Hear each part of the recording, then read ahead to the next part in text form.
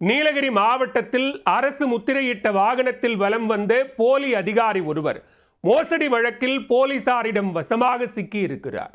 அரசு வேலை வாங்கித் தருவதாக கூறி கோடிகளில் வசூல் வேட்டை நடத்தியவர் சிக்கியது எப்படி? அரசு முத்திரையிட்ட வாகனத்தில் பந்தாவாக வலம் வந்து கவர்மெண்ட் வேலை வாங்கித் தருவதாக கவர் வாங்கிக் கொண்டு கைவிரித்த மோசடி நபர் இவர்தான். கோடிகளை சுருட்டிக் கொண்டு எஸ்கேப்பாக நினைத்த கேடி போலீசாரிடம் வசமாக சிக்கியது எப்படி? சொந்த வாகனத்தில் அத்தனை ஆவணங்களையும் ஒழுங்காக வைத்துக்கொண்டு அப்பாவியாக வேலைக்கு சென்று வரும் நபர்களை நிறுத்தி 5 பக்க கேள்விகளை எழுப்பி தங்கள் கடமையை செவ்வனே நிறைவேற்றி வருகின்றனர் போக்குவரத்து போலீசார். ஆனால் இங்கு ஒரு நபர் தமிழக அரசு முத்திரை பொருத்தப்பட்ட வாகனத்தை போலியாக ரெடி செய்து தான் ஒரு பேரூராட்சி உதவி இயக்குனர் என கூறிக்கொண்டு பந்தாவாக நீலகிரியை வலம் வந்துள்ளார்.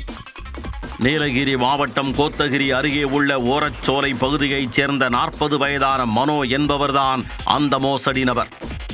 பேரூராட்சி உதவி இயக்குனர் என்ற கெத்துக்கு தோரணையாக நடை உடை பாவனைகளை தீவிரமாக கடைபிடித்து வந்த அவர் மரியாதைக்காக மட்டும் இந்த கேடி வேலையை பார்க்கவில்லை. இதை வைத்து எப்படி பணம் சம்பாதிப்பது என்பதுதான் அவரது நோக்கமாக இருந்துள்ளது. உள்ளாட்சி உள்ளிட்ட சில அரசு துறைகளில் உதவியாளர் பணி உள்ளதாகவும் அந்த வேலைக்கு நான் சொன்னால் போதும் அடுத்த நொடி உங்களுக்கு அப்பாயின்மெண்ட் ஆர்டர் வீடு தேடி வரும் என்றும் காண்போரிடமெல்லாம் கூறி வந்துள்ளார். அவர் விரித்த வலையில் சிக்கியவர்கள் அனைவரிடமும் அவர்கள் வசதிக்கேற்ப 5 லட்சம் முதல் 10 லட்சம் ரூபாய் வரை வசூல் வேட்டையாடி கறந்திருக்கிறார் மனோ.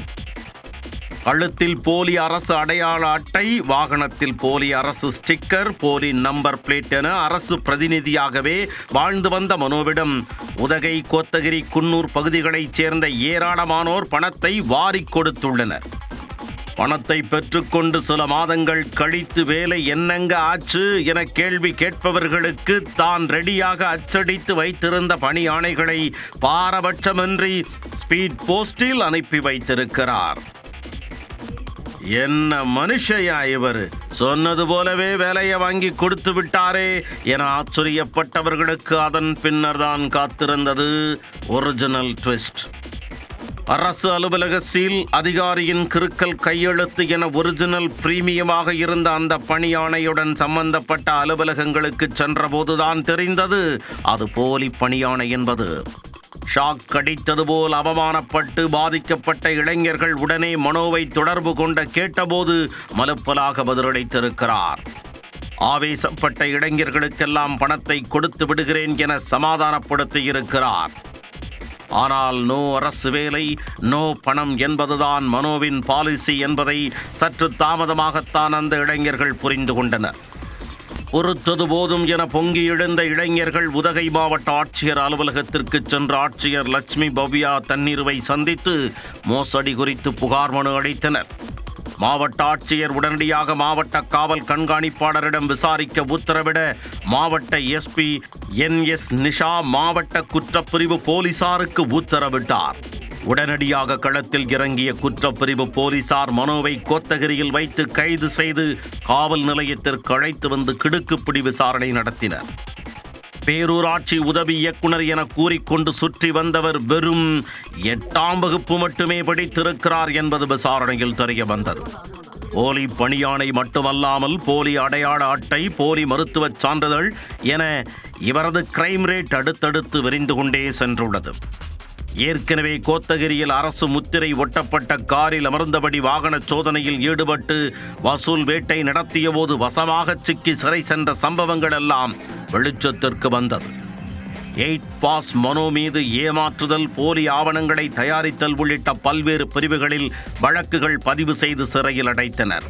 அரசு வேலை வாங்கி தருவதாக கூறி அரசு வண்டியிலேயே வந்து என்கிட்ட சில பள்ளி சான்றிதழ்லாம், பசங்களுடைய பள்ளி சான்றிதழ்லாம் கேட்டு அதை வெரிஃபை பண்ணி அதில் வந்துட்டு முதல் தவணையாக 2,50,000 கொடுங்க, அடுத்த 2வது காம்பர்மேஷன் லெட்டர் வரும்போது 3 லட்ச ரூபா கொடுங்கன்னு சொல்லிட்டு மொத்தம் 5,5 லட்சம் என்கிட்ட அவன் வாங்கிட்டான். இமிடியேட்டில் ஆக்ஷன் எடுக்கணும், அவனை போய் ஆளை பிடிச்சிட்டு வாங்கன்னு சொல்லிட்டு ஒரு காவல்துறையை அனுப்பி சாயங்காலம் 5:30 மணிக்கு அவனை போய் இங்கே அரெஸ்ட் பண்ணி கொண்டாண்டாங்க. இந்த மாதிரி ஸ்டோன் ஹவுஸில் இருக்கிறவங்க கிட்டலாம் இந்த மாதிரி பணம் வாங்கி இந்த மாதிரி ஆர்டர்லாம் கொடுத்துருக்காப்புல. அவங்க கேட்டாக்கா தகாத வார்த்தையிலெல்லாம் பேசியிருக்காரு அவர்.